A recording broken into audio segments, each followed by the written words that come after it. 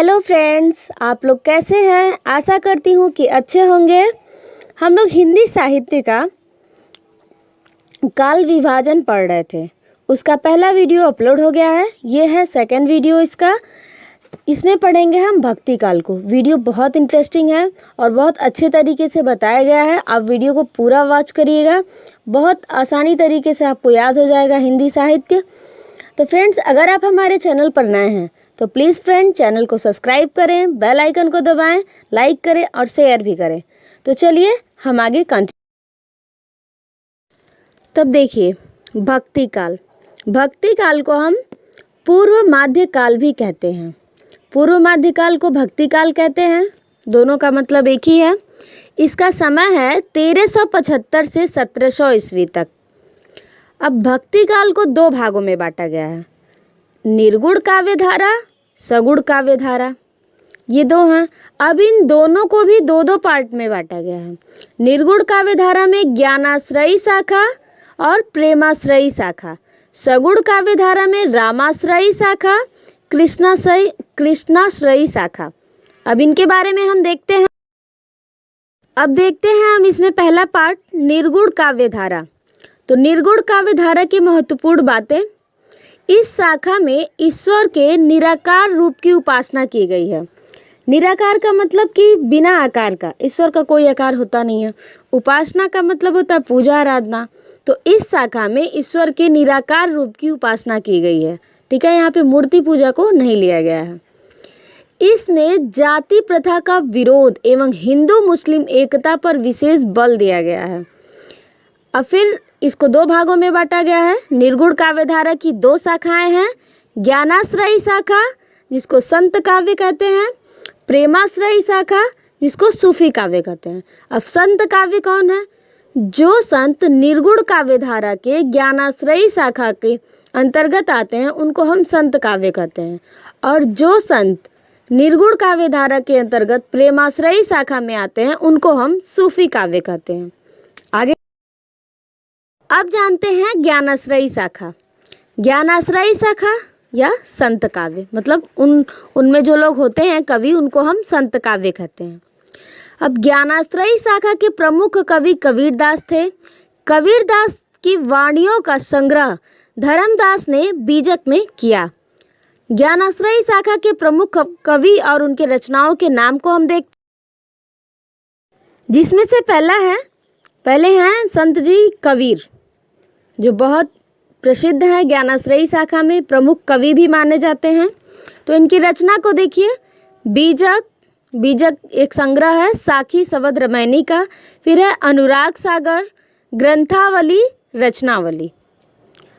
अब आगे देखते हैं। अब हम जानते हैं कबीरदास के भाषा के बारे में। उनके भाषा को बहुत कहा जाता है ना, बहुत लोगों ने, किसी ने साधुकड़ी कहा दिया है, कोई पंचमेल खिचड़ी कहा है। तो इसको हम जानते हैं कौन कहा है, बहुत इंपॉर्टेंट है, पूछता है। तो रामचंद्र शुक्ल ने कबीर की भाषा को साधुकड़ी भाषा की संज्ञा प्रदान की। सेकंड है, श्याम सुंदर दास ने कबीर दास की भाषा को पंचमेल खिचड़ी कहा। और फिर थर्ड है, हजारी प्रसाद द्विवेदी ने कबीर दास की भाषा को वाणी का डिक्टेटर कहा। ये तीनों फ्रेंड्स बहुत इंपॉर्टेंट है, अक्सर किसी न किसी एग्जाम में पूछता रहता है, हिंदी साहित्य के पार्ट से ये उठा लेता है, और ये तीनों जानना बहुत इंपॉर्टेंट था। तो चलिए हम आगे कवि के बारे में देखते हैं। नेक्स्ट है मलुक दास, जिनकी रचना है ज्ञानबोध। यहाँ आप फिगर में देख सकते हैं, ये मलुक दास हैं, इनकी रचना ज्ञानबोध है। आगे नेक्स्ट है गुरु नानक देव जी की रचना जो है गुरु ग्रंथ साहिब में संकलित है, जिसके संकलनकर्ता सिखों के 5वें गुरु अर्जुन देव थे। ये हैं गुरु नानक देव जी और ये हैं सिखों के 5वें गुरु अर्जुन देव, जो उसका संकलन किए। गुरु नानक देव की रचना जो संकलित है गुरु ग्रंथ साहिब में। तो आगे देखते हैं, ये रहा। तो फ्रेंड्स, इतने इम्पोर्टेंट कवि थे यहाँ पे ज्ञानाश्रयी के। अब आते हैं, अब हम देखते हैं प्रेमाश्रयी शाखा को। निर्गुण काव्य धारा को दो भागों में बांटे थे, ज्ञानाश्रयी शाखा, प्रेमाश्रयी शाखा। ज्ञानाश्रयी शाखा को हम देखें, उसमें क्या है, उनके कवियों को देखें। अब हम आते हैं प्रेमाश्रयी शाखा या सूफी काव्य में। तो इस शाखा को प्रेम मार्गी माना गया है, क्योंकि इसमें लोगों का मानना है कि प्रेम से ईश्वर की प्राप्ति होती है। देखिए यहाँ पे, क्योंकि प्रेम से ईश्वर की प्राप्ति होती है, ऐसी इनकी मान्यता थी। प्रेमाश्रयी शाखा के प्रमुख कवि हैं मलिक मोहम्मद जैसी। वेरी इंपॉर्टेंट, मलिक मोहम्मद जैसी हैं, ये प्रेमाश्रयी शाखा के हैं, याद रखिएगा फ्रेंड्स। आगे हम प्रेमाश्रयी शाखा के महत्वपूर्ण कवियों और उनके रचनाओं के बारे में जानते हैं, जिसमें से पहला ही हम देखते हैं मलिक मोहम्मद जैसी। ये देखिए मलिक मोहम्मद जैसी हैं, इनकी रचना है क्या क्या, तो पद्मावत है, अखरावत, आखिरी कलाम, कन्हावत, चित्ररेखा। बहुत इंपॉर्टेंट है, इसमें तो सबसे फेमस है पद्मावत। पद्मावत बहुत पूछा है, और भी ये सब भी इम्पॉर्टेंट है, जैसे ये आखिरी कलाम है, अखरावत है, कन्हावत है, चित्ररेखा है। आगे मुल्ला दाऊद, जिनकी रचना है चंदायन। आप यहाँ फिगर में देख सकते हैं, ये है मुल्ला दाऊद, इनकी रचना है चंदायन। आगे देखते हैं और कवि हैं और उनकी रचनाएं। ये देखिए मंझन की रचना मधुमालती, शेख नवी, इनकी रचना है ज्ञानदेव, उस्मान, इनकी रचना है चित्रावली, नूर मोहम्मद, इंद्रावती। तो मंझन, मधुमालती, शेख नवी, ज्ञानदेव, उस्मान, चित्रावली, नूर मोहम्मद, इंद्रावती। आगे देखते हैं।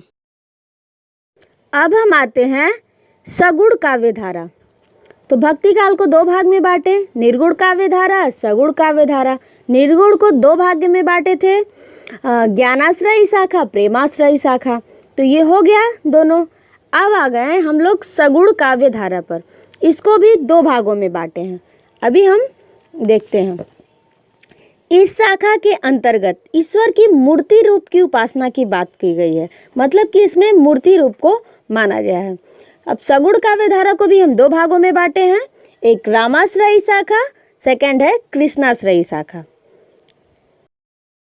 तब रामाश्रयी शाखा ये क्या है, तो इस शाखा के अंतर्गत कवि मर्यादा पुरुषोत्तम राम को अपना आराध्य मानकर रचनाएं लोग करते हैं। जो कवि हैं इसमें, वो राम को अपना आराध्य मानते हैं और उनको मानकर अपनी रचना करते हैं। राम भक्ति से संबंधित कवि तुलसीदास जी थे। यहाँ पे फ्रेंड्स देखिए, सॉरी फ्रेंड्स गलती हो गया है, कवि नहीं, यहाँ पे कवि होना चाहिए, यहाँ कवित लिखा गया है, इसके लिए आई एम रियली सॉरी, यहाँ पे कवि है। आगे देखते हैं। तब हम इनके प्रमुख कवि और रचनाओं के नाम को देखते हैं रामाश्रयी शाखा में। तो पहले हैं, ये देखिए यहाँ पे गोस्वामी तुलसीदास जी, इनकी रचना है रामचरितमानस, जिसकी भाषा है अवधी भाषा। ये भी पूछता है कि रामचरितमानस की भाषा क्या है, तो ये अवधी भाषा है।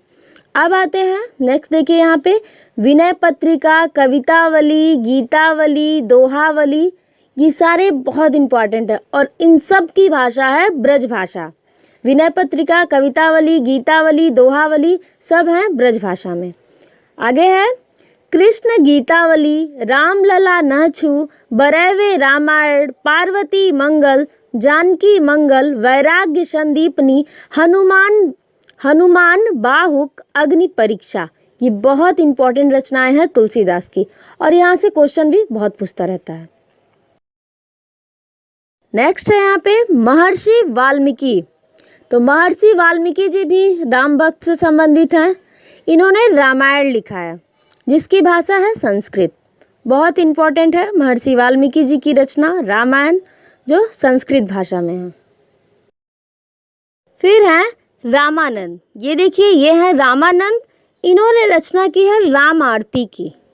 ये भी बहुत फेमस है राम आरती, रामानंद की रचना राम आरती। नेक्स्ट है नामादास, इनकी रचना है भक्तमाल, ये भी राम से संबंधित है, तो नामादास की रचना है भक्तमाल।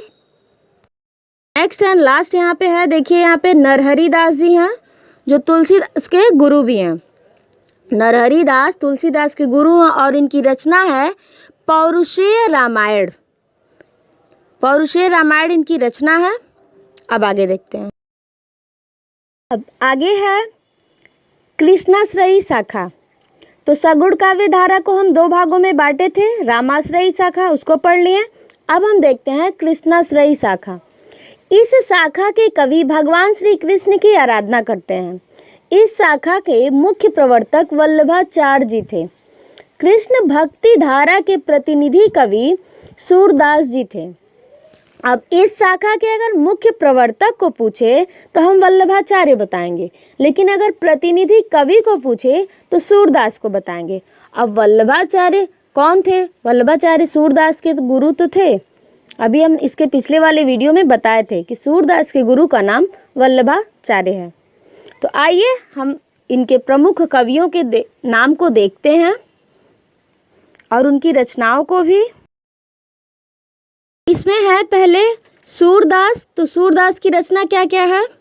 तो देखिए यहाँ पे सूरसागर, इसकी भाषा ब्रज भाषा है। साहित्य लहरी, सूर सारावली, भ्रमर गीत।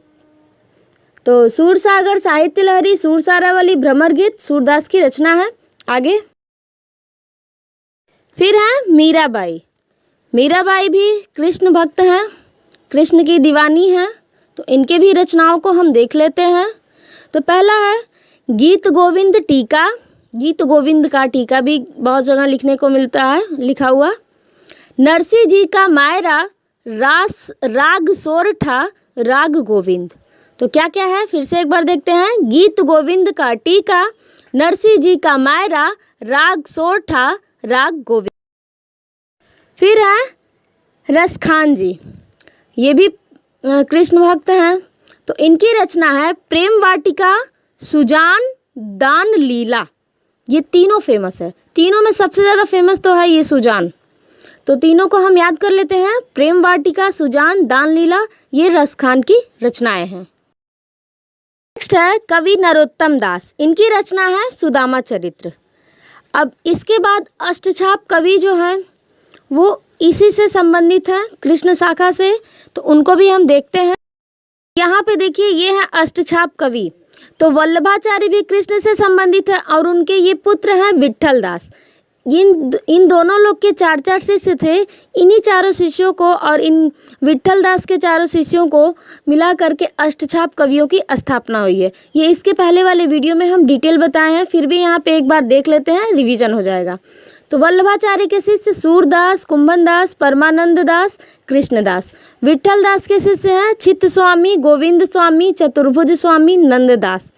फ्रेंड्स, इसकी बहुत इंटरेस्टिंग ट्रिक है। इसके पहले वाले वीडियो में हम बताए हैं साहित्य का अभ्यास पार्ट 2, उसमें दिया हुआ है, आप देख सकते हैं। बहुत इंटरेस्टिंग ट्रिक है और बहुत अच्छे से याद हो जाएगा। तो आपको वीडियो कैसा लगा कमेंट बॉक्स में ज़रूर बताइएगा। चैनल पर नए हैं तो सब्सक्राइब करना मत भूलिएगा, लाइक करिएगा, शेयर ज़रूर करिएगा।